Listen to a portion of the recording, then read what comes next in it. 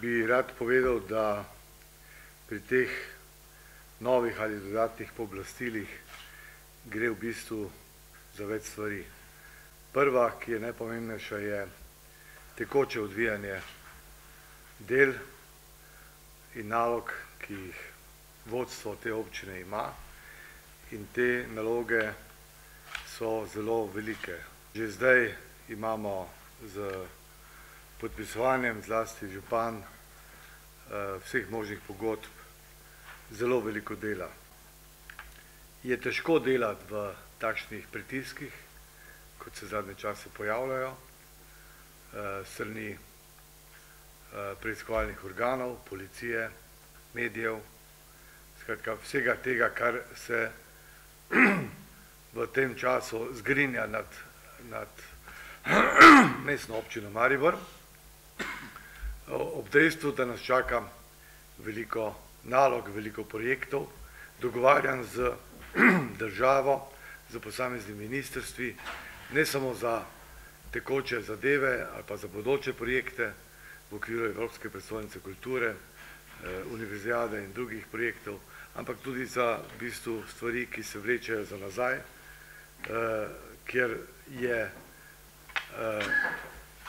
država naš dolžnik in v takih razmerah je seveda en sam župan težko na vseh 4-5 koncih.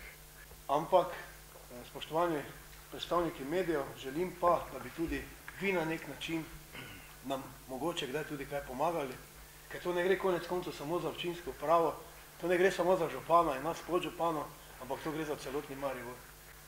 Pri toliko počrpanih evropskih projektih, ko smo jih Mariboru naredili, in zdaj ali hočemo to priznati ali ne, to je dejstvo. In da vsi od teh projektov so predmet ovadbe, jaz se vprašam, ali smo res tako nesposobni, vsi skupaj, verjamem, da nismo. In tukaj dejansko županu kot najbolj odgovornemu zagotovo ni vseeno. On je zelo, zelo delovni človek in res za srce za Maribor, to vam tukaj moram povedati. Tisto, kar pa je predmet ovadbe in kar mu na nek način ali upravičeno ali neupravičeno hočejo dokazati, je pa stvar pravosodja. In jaz srčno upam, res srčno upam, da bo ta epilog hitro zaključen, da ne bomo tavali v neki temi in v nekem sumničanju, ampak bomo dejansko videli, aha, tukaj pa so bile stvari takšne, ki pa niso v redu in so potrebne nekega, bi rekel, pravnega postopka in tudi primernega zaključka. Dajmo pa tisto narediti, kaj bomo vsi skupaj koristili. Vsi skupaj, še enkrat ponavljam. In vam želim povedati, imamo veliko volje. Še imamo, ne glede na to, kaj je. Ne glede na to, kaj je. Makar, ravno kaj smo se danes, ko smo se tudi pripravljali med drugim za to današnjo tiskovno konferenco, za katero je pomembno, da smo tudi mi trije podžupani sklicani, da tudi svoje mnenje v zvezi s tem povemo. Dejansko smo prišli vsi do enega enotnega mnenja. Da ne vemo, kaj se še sploh lahko mi kaj med sabo pogovarjamo, ali sploh lahko o nekih stvareh razmišljamo. Ne vemo, ker se bojim, kaj bo dobesedno jutri. Zakaj je to potrebno? Povejte mi, zakaj je to potrebno. Pa ne zagovarjam, nikoli nikdar nisem in ne bom zagovarjal, ker se nikoli nisem, pa imam že kar nekaj let delovne dobe za sabo, nikoli ne bom zagovarjal nekih, bi rekel, nepravnih zadev, daleč od tega. In me ne narobe razumeti, da zdaj bilo kaj, ampak postopki, ki so, in način, ki je bil, in dejansko, ko župana vsaki dan gledam, in ko nam razlaga te zadeve pa te očitke, verjemite mi odkrito, da mi ni vseeno. Da ena ptičja hišica za božjo voljo toliko pomembna, da 15 minut potisne, ko so jo, ne vem, slučajno ali ne slučajno našli, smo že brali na vseh portalih, ptičjo hišico so našli znotraj pa neka kamera. Jaz imam en vikend, pa bo me strah, pa bom si tudi eno kamero napustil, kaj si je lahko? Ne vem, mogoče sem preveč domač, tako te pač moje navadi, želim pač povedati to, kar si ta trenutek mislim, ampak ne glede na to, pogledajte, ko bomo enkrat predočili, pa če vas zanima, z veseljem bomo vsak svoje področje, ki ga pokrivamo, povedali, ampak lahko to 2 dni sedimo, vam lahko razložimo. Popolno odkrito povem, da izpod 70 ur tedensko mi ne delamo. Izpod 70 ur tedensko. Zagotovo, da ne. To gre za obseg del in za prenos tistih pooblastil strani župana na redni prenos pooblastil na podžupane. vse tri. Namreč, kot je podžupan Mikl povedal, smo za krajša ali celo daljša obdobja že vršili to izvajanje pooblastil. Povedal je, da bi to lahko pokazali. Sej, če poznate in vi zelo dobro poznate ustroj mestne uprave, veste, koliko uradov je in koliko papirja, koliko odločb, koliko sklepov, koliko soglasij se dnevno producira. To je velika produkcija, če jo lahko tako imenujem, pa če tudi ima mogoče negativen prizvok. Namreč to je ena od mojih izkušenj v preteklih mesecih, da mnoge, mogoče ne vse, ampak zelo mnoge službe zelo dosti tudi delajo. Ob vsem tem nastopanju, javnem nastopanju, seveda izpostavljamo skrb, da kadar kdaj tudi kaj narobe poveš, napačno interpretiraš in to delovanje, ki je začelo seveda mogoče že malo prej, pa je pretekli teden doseglo svoj višek in ta obseg dela, ki ga moramo v javnem interesu izvajati, deluje na tak način, kot da bi nekdo prišel in bi uporabil paralizator.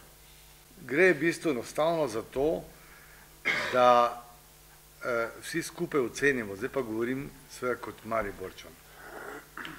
Jaz živim v tem mestu toliko in toliko let, aktivno pa delam 40 let. Od tega sem delal kot novinar vsaj 35 let, ali pa celo več. In vedno se spominjam, vedno, za nazaj, da se je v Mariboru treba bilo vedno bolj boriti, dokazovati, kot recimo v glavnem mestu. Pa nočem primerjati zdaj Ljubljano in Maribor. In zdaj smo v situaciji, tako jaz čutim, da smo včasih sami sebi volkovi. V Mariboru, ne drugod. Da iz enega, zdaj pa govorim seveda za medije, iz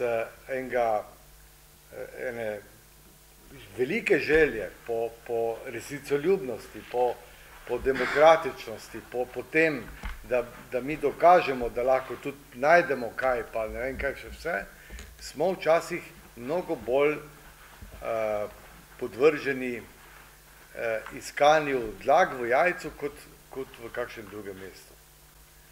In to seveda ne velja samo za redakcije, ki so v Mariboru, ampak tudi za centrale, ki so v Ljubljani. In ko ti danes odpreš časopis ali pa poslušaš radio, gledaš televizijo, je vse pač v Mariboru bolj črno kot belo.